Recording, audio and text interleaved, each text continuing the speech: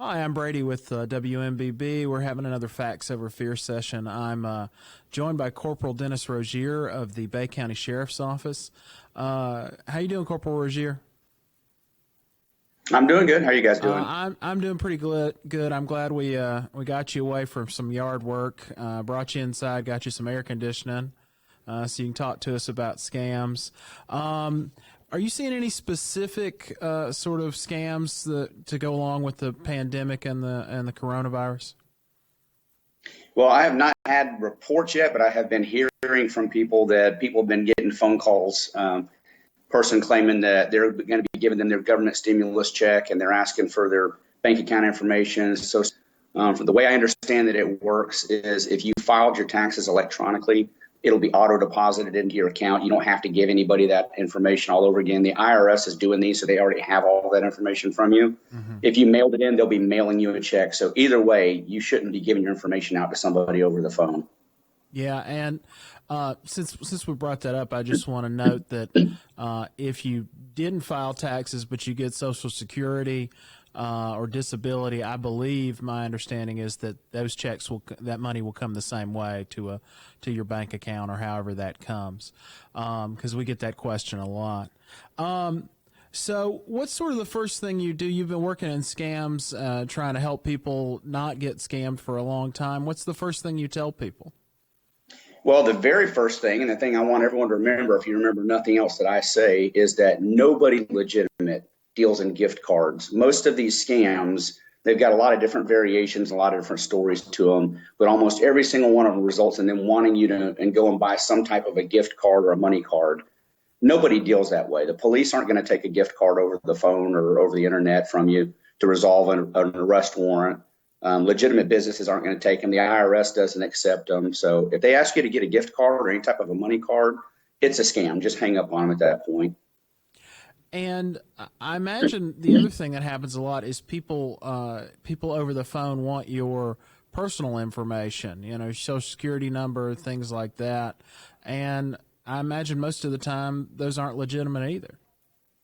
No, almost nobody will ask you for your information over the phone. I had a lady on a previous law call show that said she got a call from her doctor's office, and it should be important for the people to know that they can use spoof programs. So you can see a phone number on your caller ID that actually looks like the sheriff's office or your doctor's office or whatever. If they start giving you something that sounds suspicious or fishy, tell me you'll call them back in a minute and call the legitimate person yourself. Don't rely on that call coming from them.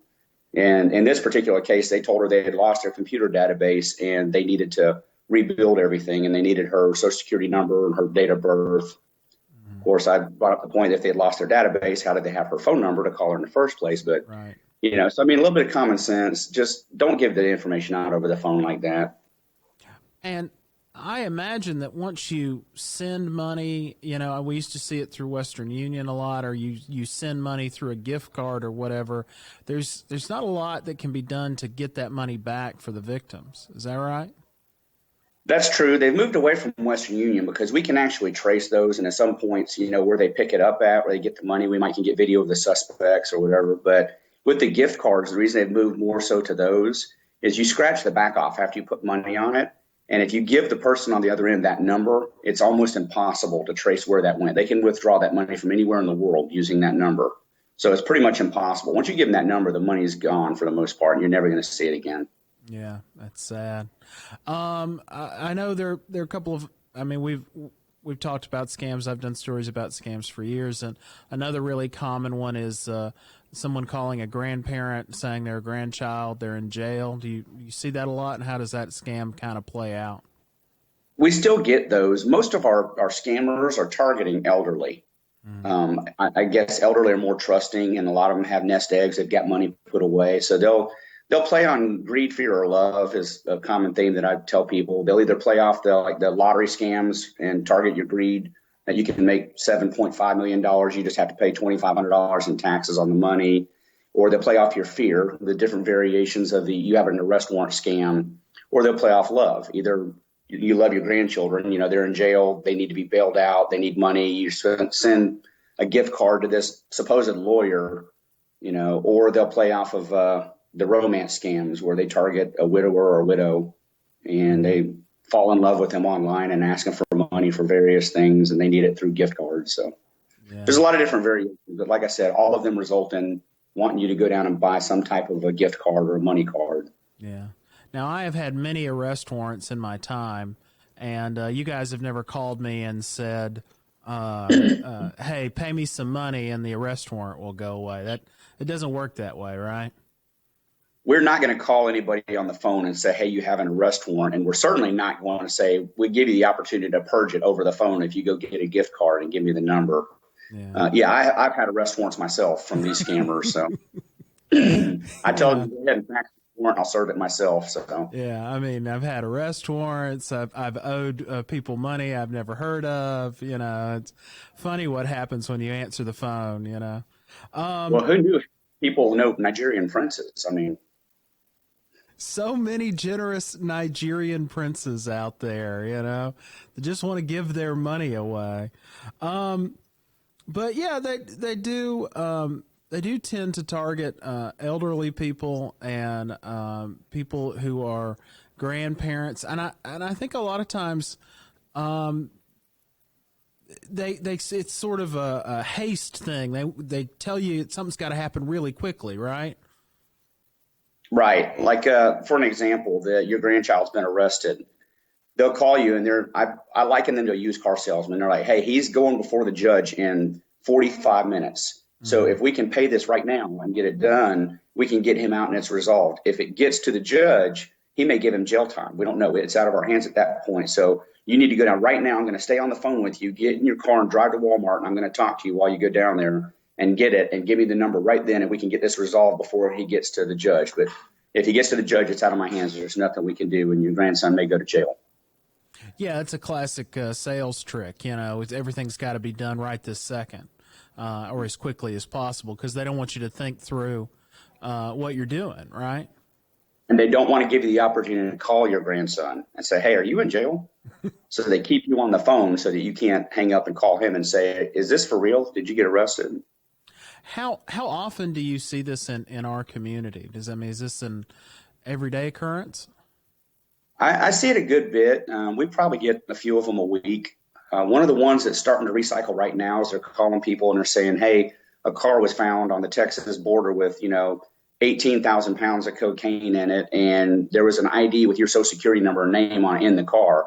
So we have a warrant for your arrest, but you can purge that for $1,000. Just go down and buy a gift card and give us the number off the back and we'll get rid of the warrant. It's been circulating. Yeah, that's tough. If you have a sort of an elderly person in your life, and a lot of us do, if you have a grandparent or someone like that, what kind of conversation do you need to have with them, and what can we do to sort of protect these folks? Well, number one, don't buy gift cards. Like I said, that's the number one most important. If everyone would stop doing that, a lot of these would go away. Number two, if you're in contact with somebody like in these romance scams or, somebody oversees that there's an ongoing scam, because that happens a lot too with a lot of our elderly, sit down and talk to them and say, hey, listen, don't be embarrassed. I'm not going to laugh at you. I'm not going to chastise you. Don't feel like we're going to try to take your checkbook away from you or anything, but be honest with me and tell me what's going on. Let me help you because I think someone's taking advantage of you. Right. A lot of the elderly people that get caught up in these scams are afraid that if they expose it, if they tell somebody about it and it gets found out, that they're going to look at them like they're not competent over their finances and they may lose some of their freedoms or their money or whatever. So they don't want to tell anybody about it. But if you can approach them in a point of, I'm here to help you. I'm not trying to limit you or restrict you. I just don't want you to give all your money away. They may be more receptive to speaking to you about it. Sure, absolutely. And again, a romance scam, that's, a single person or whatever meets somebody online and the person they know through photos or whatever they think they're meeting online then tells them they love them, but they need a little bit of help to, I guess, come see them, or they just need some help with whatever, with groceries or gas or something. They just kind of keep conning them out of money without ever being a true face-to-face romance, right? Yeah, I had one that he was a colonel and he was in some South American country and he was in love with this woman and she was the best thing that ever happened to him. And he was trying to come see her, but rebels had attacked their base and he had to flee. And now he was like out in the jungle, and he was trying to get out of the country. And he had a friend that had a private plane, but it was going to cost $10,000. So this lady sent him $1,000. And then he told her that he was at the airport. He was about to get on the plane, but he had just found out that there was a $5,000 tax to enter the United States. He needed another $5,000 so he could get into the States. But he was so happy to be seeing her, and he would see her on Monday. He just needed that money to get over here to her, and they could spend the rest of their lives together. And he told her he had hundreds of thousands of dollars in the bank, but he couldn't access the bank because the rebels had control of the city. But once he got to the States, he would give her the money back. Yeah. That's just sad, isn't it? Yeah, and they're very convincing. That's what they do for a living. So they tell really good stories, and they're very convincing. Yeah, I mean, people shouldn't feel terrible. Obviously, somebody is that's their livelihood, is figuring out how to press these buttons and convince people to fall for these things, right? That's what I tell the people in my seminars that I give. I tell them, don't be embarrassed. People fall for scams all the time. Mm-hmm. Young people fall for them. Old people fall for them. We've had bankers that have fallen for them. Law enforcement people have fallen for them. So don't be embarrassed. Just talk to us and let people help you. And if you think something's going on before you give your money away, ask somebody. Get a second opinion. That can't hurt to have fresh eyes look at it and tell you what they think about it. All right. Well, Corporal, I appreciate it. I hope this information really helps people. Just one more time, what are the biggest tips you'd give people to avoid being scammed? First and foremost, don't buy gift cards. Secondly, when you start getting these high pressure salesman tactics, make up an excuse. Tell them there's something burning on the stove. Give me your number. I'll call you right back. They're probably not going to want to give you a number, and then you know that it's a scam. And thirdly, if you think you're being taken advantage of, don't be embarrassed to talk to somebody else. You can call one of us, law enforcement. You can call a friend. You can call a family member, whoever you trust. Call somebody and have some fresh eyes look at it and give you another perspective, because more than likely it is a scam.